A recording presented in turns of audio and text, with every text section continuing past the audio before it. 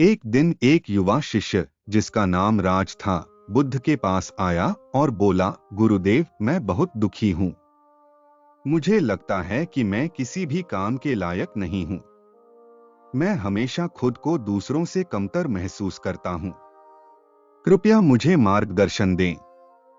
बुद्ध मुस्कुराए और बोले, राज, तुमने कभी अपने अंदर के खजाने को देखा है?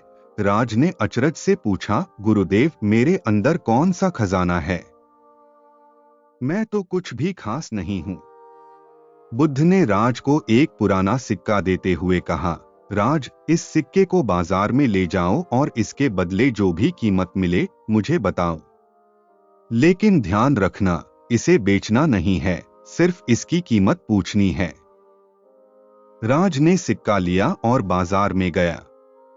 उसने पहले एक सब्जी वाले से पूछा, इस सिक्के की क्या कीमत होगी? सब्जी वाले ने सिक्के को देखा और कहा, यह बहुत पुराना और साधारण सा सिक्का है। मैं इसे सिर्फ 10 रुपए दे सकता हूं। फिर राज ने उसी सिक्के को एक सुनार को दिखाया। सुनार ने उसे ध्यान से देखा और कहा, यह एक ऐतिहासिक सिक्का है। मैं इसके बदले तुम्हें 500 रुपए दे सकता हूं। आखिरकार राज एक संग्रहकर्ता के पास गया।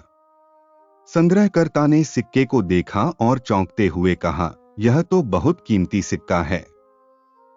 मैं इसके बदले तुम्हें 50,000 रुपए दे सकता हूं। राज ने यह सब सुना और वापस बुद्ध के पास आया। उसने सारी बातें बताईं। बुद्ध ने मुस्कुराते हुए कहा, देखो राज, एक ही सिक्के की कीमत अलग अलग लोगों के लिए अलग थी। इसका मतलब यह है कि तुम्हारी वास्तविक कीमत का निर्णय दूसरे लोग नहीं कर सकते। केवल तुम ही अपनी वास्तविक कीमत और महत्व को जान सकते हो।